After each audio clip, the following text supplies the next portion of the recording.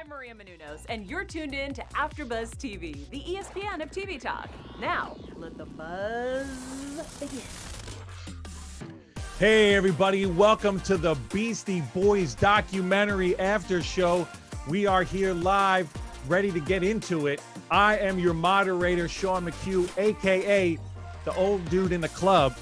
I am joined by three lovely ladies. First of all, Jeroslyn, aka J Diva. How are you tonight? What's up, y'all? I'm excited to be here.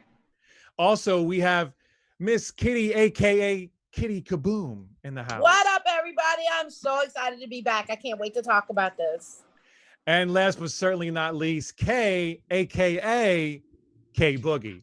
What's up, y'all? Let's get it. All right, we got a lot to talk about. First of all, let's go around. Let's get everybody's overall thoughts on this doc and like how it all came out. K Boogie, let's start with you. Yo, I learned so much. I learned so much about the process of them getting everything together, of their like many talents, how they are, eventually learn how to play their own instruments. A lot of stuff blew me away. So really interesting. Some facts I would like to get into, but overall, I liked it. Nice. J Diva, what were your thoughts? It was a good throwback since a lot of I was watching, I wasn't alive yet. And I'm from New York, so just seeing the old school New York scene, it just is a lot of nostalgia. I feel like I missed out on the fun times. And they had me looking at Russell Simmons sideways. So it'll be interesting to talk about that because I was like, damn, Russell was a shady to the boys. But it was such a good, informative, and like mind-opening documentary because it's like you really see how they paved the way for a lot of people, including Eminem. Kitty Kboom, your overall thoughts? I agree with J Diva and with Kay. It was very informative. There were a lot of things that I did know because I was a teenager during the time that they were coming up, but there are a lot of things that I didn't. So it was really nice to just kind of get a background on everything. And I was always a little fuzzy on how they got into the Tibetan movement. So it was nice to have that like paved out for me. I'm a big like person, so that really hit home. And yeah, I did not necessarily, I enjoyed the content quite a bit. I was very excited about learning, as you said, seeing them perform and then finding out so many things about who they were individually and not just as a group. Nice. Yeah, I'm with you, Kitty, that I didn't love this format. It took me a minute to get into it. So we'll get into that. But overall, I definitely liked it. I mean, again, I'm also I'm 11 years old when License to Ill comes out. So like this is all like this was one big flashback to, me in grade school trying to break it down, trying to do my thing and not really doing it. So I'm excited to get into it. So all right, so let's talk about the format at first, because I did not watch the trailer. I just saw Beastie Boys doc, no brainer. Right. And then it's a live, it's like a TED Talk documentary, right? Yeah. Like, so the format was a little weird for me. J Diva, my bad. I like J Love. J Love, J Diva, it's all love, What was your feelings on the format? Yeah, I thought it was going to be like a regular documentary type where we were going to be shown pictures and interviews. But I did appreciate the setup with them doing it kind of like, whatever those kind of shows are called, where it's like a one man like dressed in all black to the audience. I thought that was interesting. In addition to like, you could tell the people in the audience were diehard fans. So seeing the fan reactions, it would make me excited because again, like maybe I didn't understand the significance of something. So when a song would play, to hear the audience reaction, it set the tone for me like, okay, this is some shit I need to pay attention to because they remember it. I need to pay attention. But then you got to see that raw emotion, from them because they were there, they were living it. It was funny to see how they would react to watching themselves back because it's like we all thought we were so cool when we were younger, but then it's like when you're watching yourself back as an adult, you're like, oh my gosh, I was such a loser. So I appreciated it. I mean, I would love to hear what you guys say, but coming from me, I appreciated the setup. Okay, so I'm gonna go to someone I think who's on my team. Kitty Kboom, what are your thoughts? Here's the thing. I'm all for a director that is able to look outside the box and say, this is how documentaries are done. So I don't want to follow that. I want to stand out. We all know Spike Jonze is infamous, for lack of, kind of, sort of, for thinking outside the box, for creating content that's a little skewed and off kilter, and it kind of makes you pay more attention. I respect that about him and I love it. But for me, it just didn't resonate in this format. Like, I agree with you, J Diva, that it was nice to see the audience reaction, but honestly, that's probably the only thing I did like about it. I thought it was slow moving. I literally checked out in my mind a couple of times and had to rewind to make sure I was paying attention. I was like, oh my God, they don't stop freaking talking. Like, I wanted some interviews that were more personal. I would have liked to see. And then I'm just always looking for a film to be a film. So even if it's done like this, I would have liked to have like maybe some crazy different camera angles, or a shot that, blows up in slow motion, or just something that had to do with what we know as like background stuff, things that we know go into the actual making of a movie. I would have liked to see more of that. The only time I saw anything that was just like, oh, that was kind of cool, is remember when they pushed out the table and had the double reels, the two rails, and showed how they did it and rigged it. I was like, okay, now that's something that I can kind of sink my teeth into. And then the camera angle was him pulling it back off stage, and then you saw them from like, depth of field. That was something that I could get in. But everything else was literally just like, I felt like I was watching a rap group that didn't know how to work the crowd.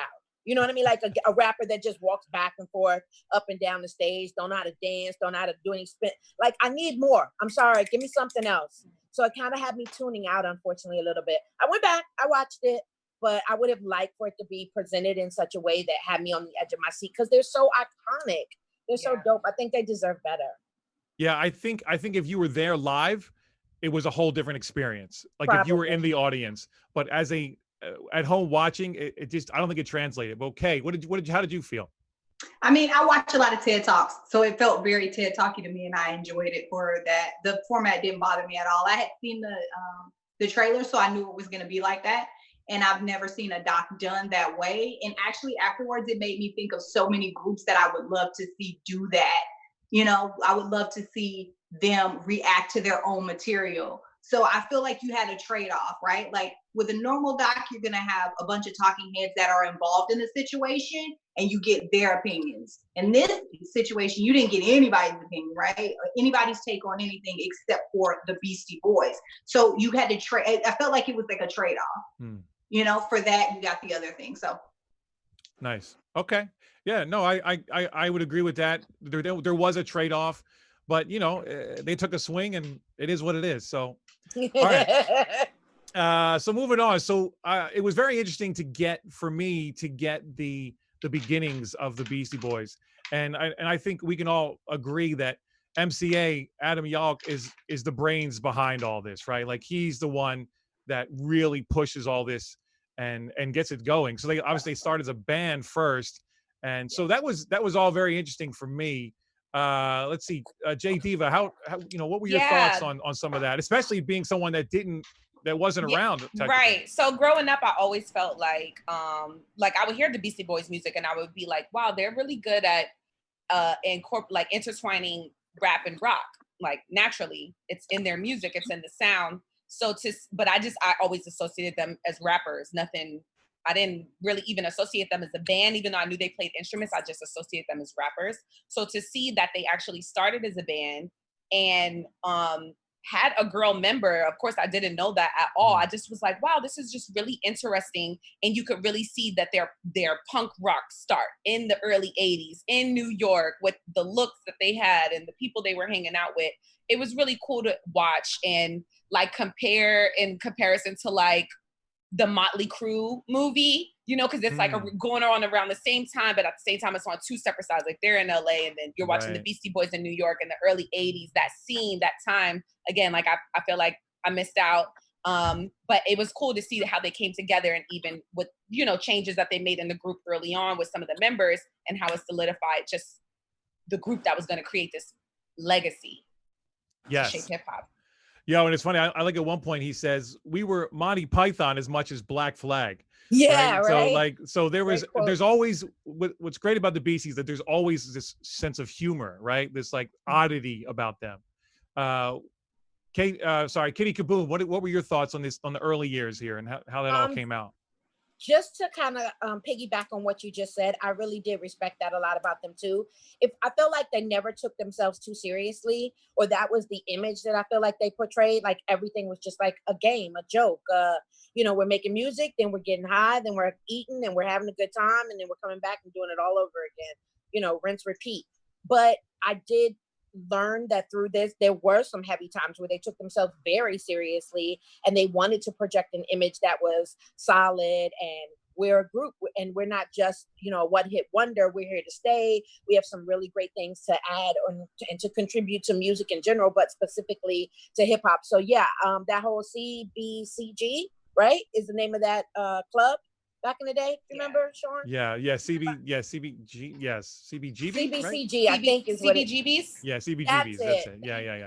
Yeah, that I could totally see them headlining there. You know what I mean? That kind of quirkiness, that kind of, again, out of the box, like we don't have to follow a certain formula, and understanding that they came from a hard rock background, it makes sense that when they decided to become rappers, that would be a heavy influence on their music, and that helped them a great deal as well. When you said, Jay, that they paved the way for other people, especially Eminem, were you speaking directly to the fact that they're all white, or that their style? No, the style. Like, okay. Even when I saw the cover for their License to Ill, and then I'm like, oh, that Eminem literally just came out with Kamikaze. It's the same cover. Literally just stole it all.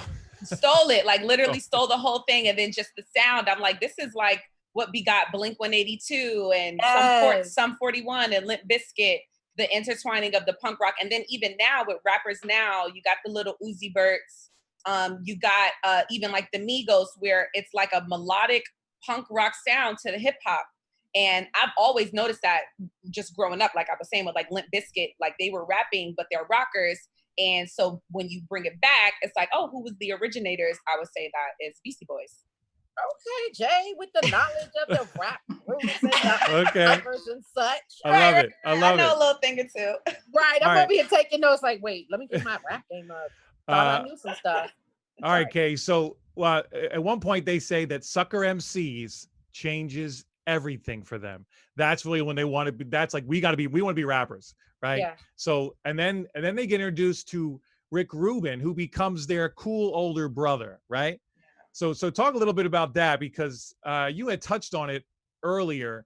You had touched on. Wow, I'm sorry, I just lost my train of thought. Anyway, no, I really wanted to talk about Russell Simmons. That's what. That's what I was saying. That's what it was. You were saying, really, that, like you were going to throw some shade at Russell. So this is all kind of entertaining. No, I was not going to throw that. Here's the thing, guys.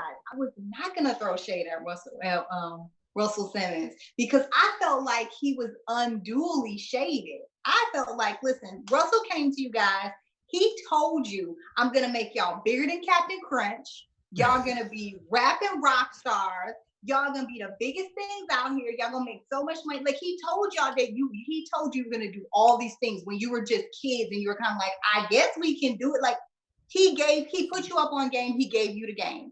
He delivered 110%. You were all over the place. You in Germany, you in Japan, you all over rocking everywhere. You are world famous. Now, you're going on a little bit of a hamster wheel with touring, and you don't like it, which happens to a lot of artists, and they felt like they weren't being true to themselves in that whole thing. But when they were like, yeah, and we wanted to stop touring, but Russell Simmons, once we started touring, they decided that they weren't going to give us residuals because we weren't going on tour making any new albums. Bruh, that sounds like a record deal. That's how record deals work, boo-boo. Like, exactly. You think Russell Simmons, you've been making him literally millions of dollars, and he's invested in you. And do you think he's gonna let you just sit back and twiddle your thumbs and not making any more money? That is the deal that you make with a record company.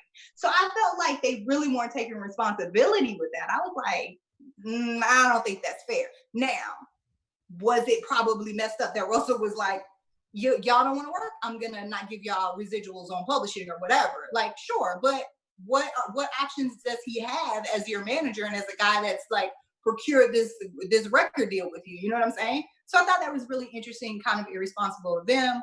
I mean, I'm not a total Russell Simmons guy. I mean, there's he could have raped some women back in the day, whatever. Like he's not the best character. Yeah. You know what I'm saying? He got some stuff going down. But when it comes to that, I was like, bro, that's business. They were like, we thought we were friends and he did this to us. I was like, that's called a record deal, boo. So yeah, I mean, but if they were friends, then I would think that there would just be more of a conversation along the lines of understanding, like, all right, these are some guys, they're young, they're coming of age, and they need a break, and they're just exhausted. And that doesn't mean that they necessarily need to go on tour. Why couldn't it mean that they get that break that they need to create another dope album and then go on tour?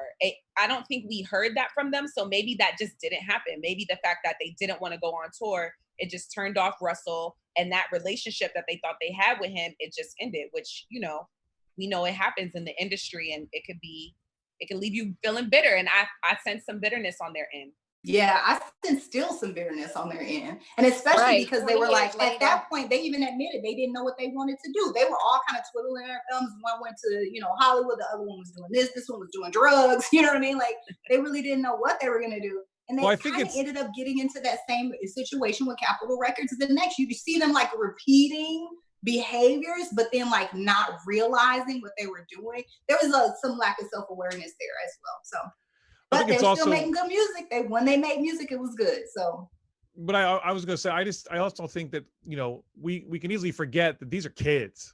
Yeah, right. Like that's kids, and like you got kind of like endless money, and you can do whatever you want, and you just got to show up for the show. Like, I just think of myself at that time, like, that's not a good look, Like, I would not be responsible either. So, I mean, I think you're right, Kat. There definitely was a thing of not taking responsibility, but I think also Russell was a businessman, and he was like, I got to do what I got to do.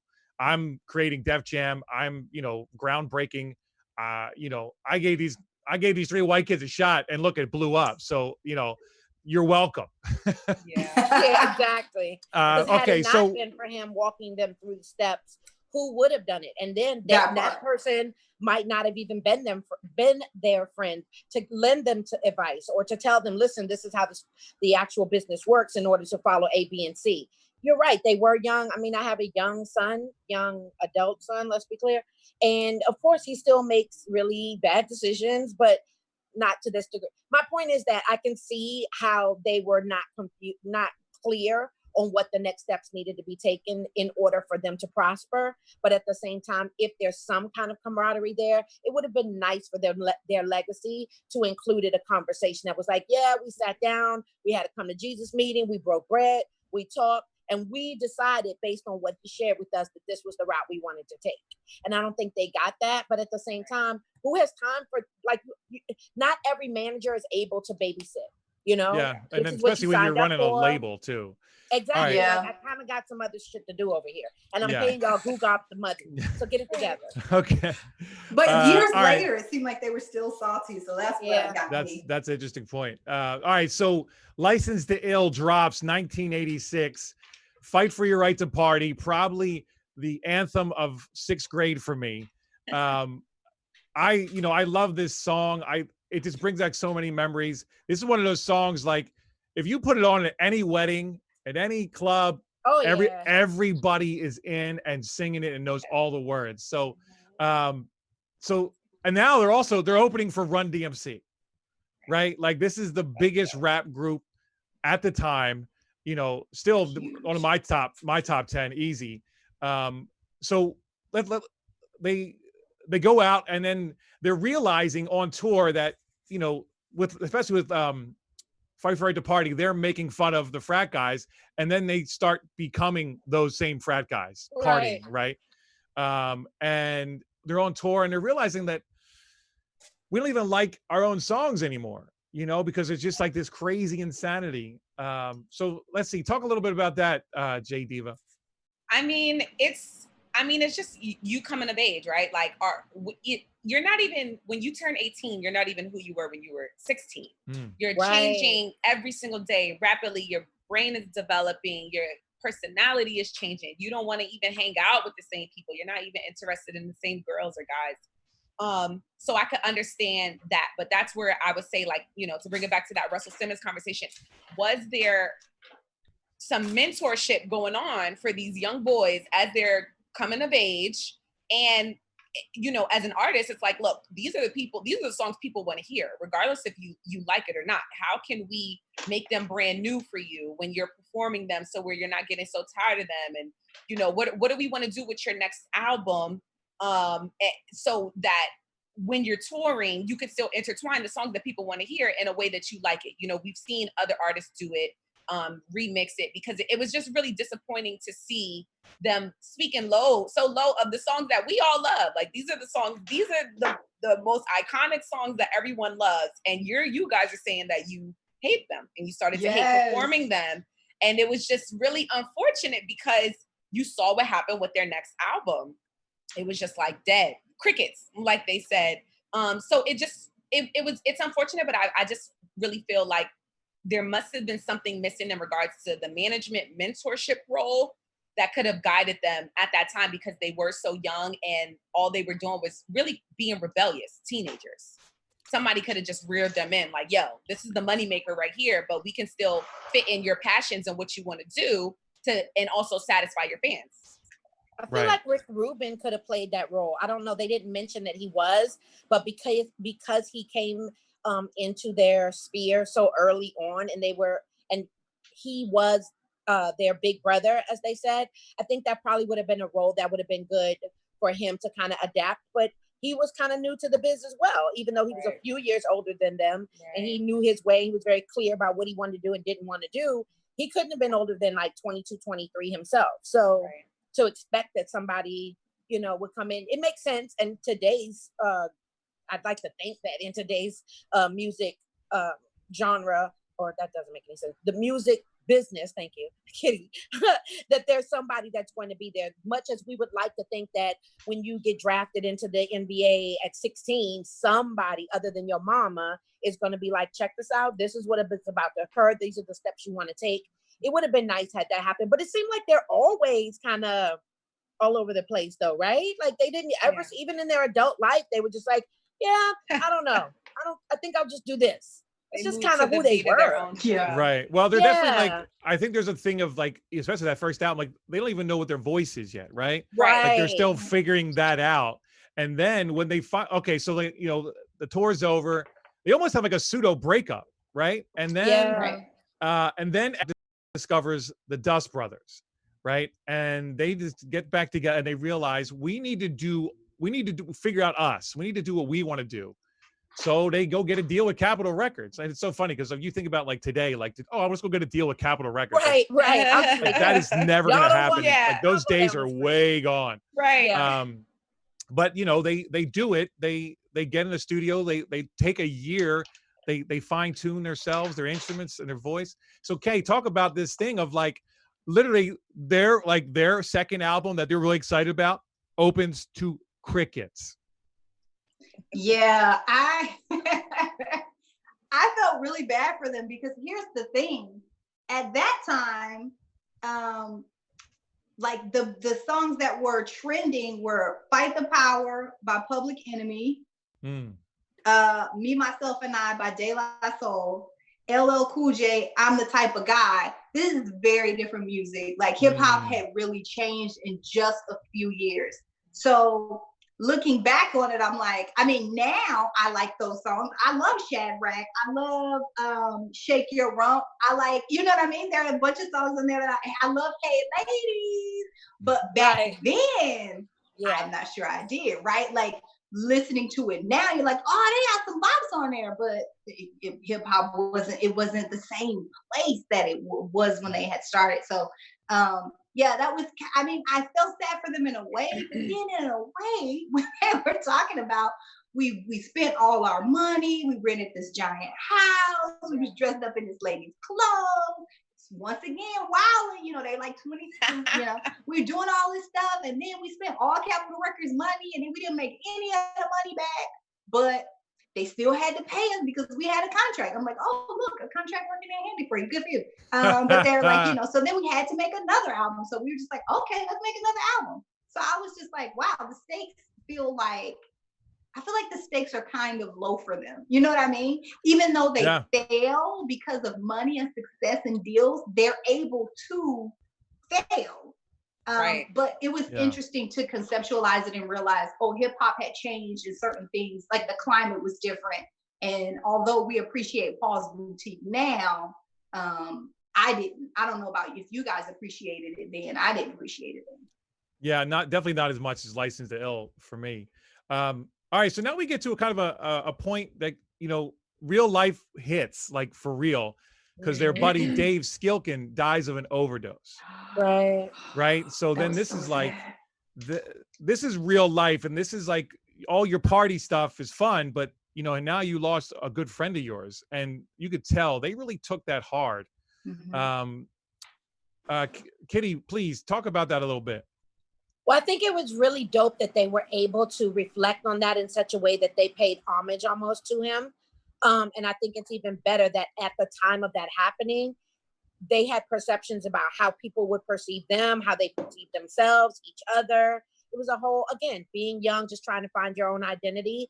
So I remember it might have been, Ad Rock maybe, that said that he expected when all of this went down and they went back home that their friends of that time would look at them differently and be like, oh, those are the guys from License to Ill. They must be, you know, killing it. When in fact, it was just friends that had developed a friendship many, many years ago, coming together and talking about nothing but this man that they all were deeply affected by. I mean, what sixth grader do you know that's cutting school with a freaking that part? Okay, that part. I'm sorry. Where is your mama? Clearly, he was getting into some stuff. So he obviously made an impression on all of them, and so for them to come together and just let everything else go to the wayside. I'm just amazed that like you're such a big star that you think the people that grew up with you are going to be like, oh, I can't believe you came through the door. Like, I remember when you used to wipe your nose on your sleeve. I don't care or whatever. You know what I mean? We get it. You're a big deal to the whole world. But my name is Kate. I used to play drums for you guys. So cut it out. You know, and I really like that they were able to ease into that and learn from that experience. It was super heavy and sad, but the fact that it made it into this documentary means that he meant a lot to them, and he clearly influenced them in a really good way. So it's nice to have them be like, of all the things we've been through, we can pay homage to this man who was just a man who was just trying to figure it all out, just like we were. And unfortunately, he didn't make it, but we did. So big ups to him. Nice. All right, so 92, Check Your Head drops. We got Past the Mic, right? And they have this kind of 9 to 5 montage in this thing that I just thought was hilarious. It was so. I kept expecting them to like say we wrote the lyrics or something. I'm like, what does this have to do with? But then I liked it. Yeah, no. So J Diva, talk a little bit about that whole part in the doc. Well, no, it was good to like see the transition. Just because I wanted to touch on this before, with the failure of the second album and then their friend dying, I felt like it was a humbling experience that they needed to go through because, you know, they rose to fame at such young ages. You don't get those humbling experiences when you're traveling the world at 16, 17, and 18 years old. So now seeing them in 92, now they're, you know, they're in their early 20s, they're coming into their adulthood, they're figuring this whole thing out, they're now on the West Coast. I felt like that album, the reason it's one of their iconic albums in addition to their first one, is because they were like, all right, this is really who we are. We know who we are, we know what we come from, and we really know what we want to tell the world. And I think that's what we got for their 92 album. Nice. Kay, chime in a little on that. I just thought it was interesting that, like J Diva was saying, it was really good for them to be humble because you saw no humility at any point from jump, like zero. So I was actually excited for them to get knocked on their butt a little bit and then, you know, have to go through a little bit of a rough patch and then come out the other side. But I think I agree with J Diva. They totally needed that. They needed it. Yeah. Awesome. So 94, we get Ill Communication, and we probably get, in my opinion, the best Beastie Boys video of all time with Sabotage.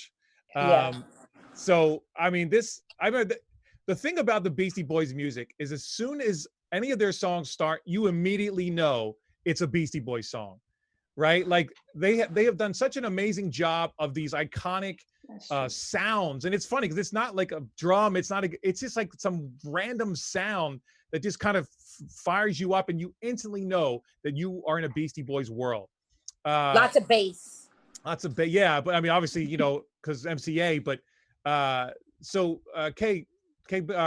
I'm just making up stuff now. Kitty, that's what I want to say.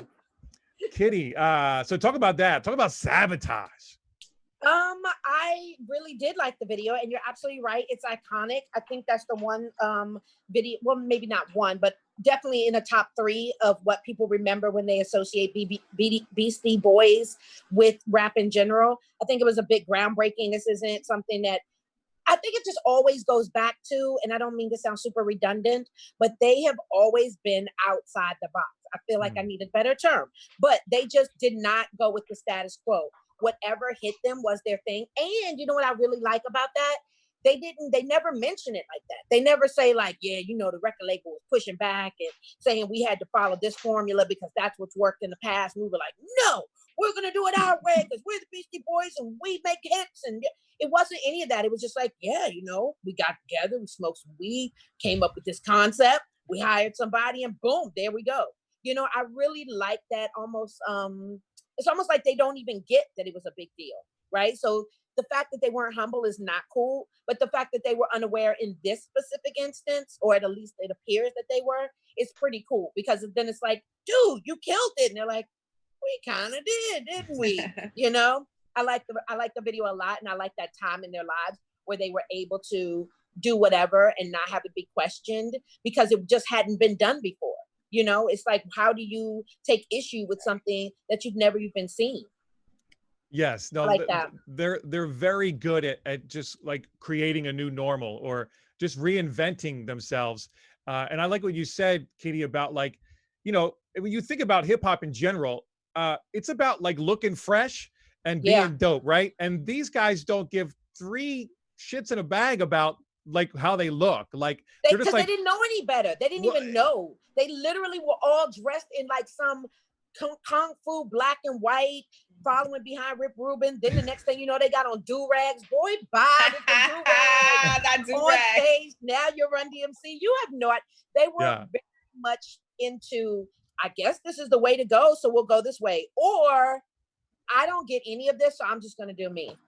But also giving a voice to like, you know, the skate culture too, right? Yes. Like they gave a whole generation of kids, you know, like, oh, it's cool to skate and do hip hop. Like this whole, these worlds coming together that now you think about it, like, it's like, of course it is. But back then, like that was, you know, you didn't see hip hop guys on skateboards, you know? So, JG. And now it's such a normal thing, you know, like skate, hip hop, you know, you got Lil Wayne and even now, like growing up, I would watch like skate documentaries where, you know, rappers would be there and they would be listening to was rap.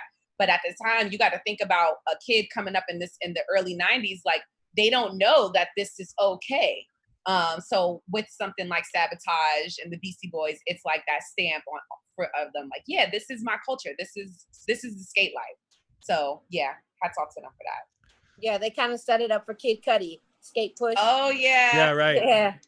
No, Kick that Push, was right? No, that's Lupe. Lupe Fiasco. Kick Push. Yeah. They remind me of each other for some reason. Yeah, they do. So K Boogie, MCA, Kanye, the VMAs before Kanye did.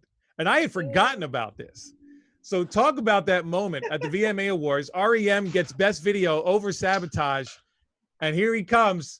MCA as his other character. I can't remember the name of the character he was. Yeah, that uncle. Hornblower. That's it. That was Uncle Hornblower. Yeah. Talk about that moment.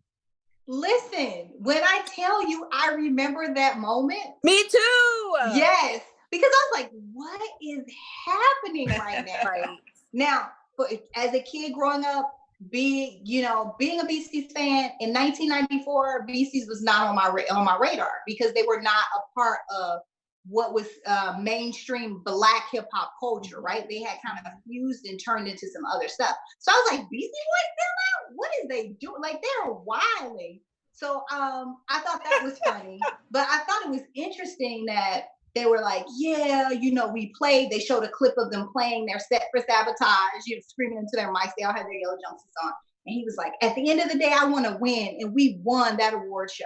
I was like, let me do some research. Looked up 1994. I don't think so. 1994 was the year that Snoop was up on murder charges. And he won Best Rap Video for Murder Was the Case. He performed Murder Was the Case. There was a casket on the stage. He came out in a wheelchair. He says, I'm innocent at the end. That was the most memorable performance of the night. I was like, y'all didn't win that performance. Like, if you Google top MTV performances of all time, that Snoop Dogg performance is in the top 5. And they're nowhere near that. So one thing that kind of threw me off occasionally about the doc, and I'm a Beasties fan, is sometimes you miss, because they're telling the story, right? It's like anytime your uncle's telling the story, he's always the star. You're missing some conceptualization, right? I'm never getting what's happening in hip hop overall. They never said hip hop took a gangster turn, or hip hop was very New York, or hip-hop, and we were kind of on the outside of that, and we fused and we were doing something different, and you know, we were making white boy hip hop or whatever. You know, like, do you understand what I'm saying? Like, I never saw them conceptualize it for the time period, and so I think that's what happens when you get a doc with not a lot of talking heads, right? You run that risk. So and I would have liked to have seen a bigger view, but I do like that it was like a bit of a microscope there, so that they can give only their point of view. But when they do that, it just sends everybody else out. Like, okay, as you said, that's an excellent point, Kay. What was the thermostat is not the word. What is the temperature? The barometer, the barometer. Thank you, of hip hop at that time. What were people feeling? What were they looking to? So big up to you for doing your little research. I see you, boo, for telling us what was happening in that time. No, that's because good. I wouldn't have been able to recall that off the top of the head, but now giving that light, it brings a visual to it's like, oh yeah, that wouldn't have made sense if that was this and that was so that brings it all full circle. All right, ladies. So unfortunately, we're starting to run out of time here, because I know we're all so excited. There's so much to talk about. I want to get to our special segment, but before that, we just obviously got to touch on the death of Adam Yauch, right? MCA, he dies from cancer, and you know, like I said in the beginning, he was the brains behind this operation. He really was. You know, he was the one that, you know, they even said he was the friend that wanted you to be just as good. He wanted to bring everybody along and let's all do this together. So that was a really kind of touching moment, especially, I mean, you know, Ad Rock literally kind of breaks down when he's talking about it, which was, you know, one of the better moments I felt. J Diva, give me some thoughts. Yeah, man, I started to tear up. I'm an emotional person, and I'm super emo. Like, I'll start crying, but I thugged it out so they didn't like fall, but they were like in my eyes. She thugged it out. Yeah, but it's like for one, it's like the one thing, like how I feel about death. Like, I just feel like when the somebody you love goes on, all you have are the memories, right? You start to realize how important those memories are. Those are just priceless. So it's so great that they had those memories. Like, you toured the world together. Like, you guys paved some ways in hip hop. You know, you guys were help originate Def Jam. So the legacy he left behind, the Tibet movement. I grew up knowing him as a philanthropist. Right. You know, so the legacy he left behind, it's just like, damn, like, I can only hope to have that kind of legacy when I leave, and be able to touch people the way he was able to. And just their friendship. That's a true, genuine friendship you saw among them. And that's why, you know, it was so hard for, what's his name? Not, because it wasn't Mike D, the other one. Ad Rock. He just got so emotional, and it just made me cry, because it's like, yo, when you got real friends, you know, that's priceless. Nice. Kitty Kboom. Yeah, there's no question about it. As I said, I was a little fuzzy on what he was doing in the Tibetan movement. I was like, wait, we went from jumping up and down on stage, talking about girls, to this, what's happening?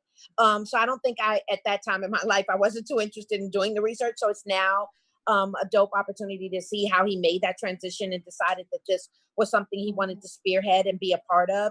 And the fact that it wasn't just a one-off, that he was able to continue it for years to come and make people aware of this struggle that was happening in a country so far away that we as Americans, you know, us Westerners, all we do is think about us, it's me, me, me, me, me. So to consider that someone else on the other side of the world is hurting is of no consequence to us because it doesn't affect me. And he brought that home and said, actually, it kind of does, because that's how the world works. So let's not only bring attention to their plight, but let's be supportive of it, because this is just wrong.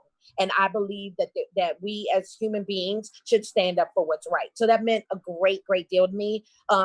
I thought that somehow it was a freak accident. I don't know why I didn't know it was cancer, but it was good to know that, well, obviously it wasn't good to know that he died of cancer, but to get some clarification, I guess is what I'm saying. I can only imagine how tough that must have been for them, because they literally were joined at the hip. So yeah, having a friend of that caliber die, I can only imagine how that must hurt, but to live on and say, you know what, we're no good without him. I thought that was a dope move too. Yeah. You know, they're very, they're smart guys. They know that they can tap into other talents and skills that they have. So why keep a legacy that doesn't include one of the most important members? Just let that go. Let it stay in the archives and the history books as what it is. And then we'll go on to do our own thing and support him in death. Nice. Kay, bring us home. Yeah, I mean, I love that piece too. Yauch was really the heart of the group. And I think it's hard when you have a member die not to kind of idealize when you memorialize them, but it seemed so real because all the way through they had walked us through so many key parts of his personality, him respecting women, him worrying about other people, him always being the heart of the group. So when they wrapped it at the end, it was really, you know, really true to form. So yeah, it was a great way to end, very emotional end. And man, we learned so much, nice. So much. All right, so real quickly, our special segment, Kay, break it down for us. We're gonna do a favorite song, favorite lyric, and favorite album, right? Yeah, well, maybe just favorite song, because I think we're running out of time. All right. Yeah. All right. So I would say definitely I'm gonna go first. My favorite song is Brass Monkey. I've never drank Brass Monkey before, but the beat, the you just can't beat that. You cannot beat it. What about you, J Diva? Favorite Beastie song? Well, I'm gonna go with video, and because my favorite song is video. What you want. That's my favorite song.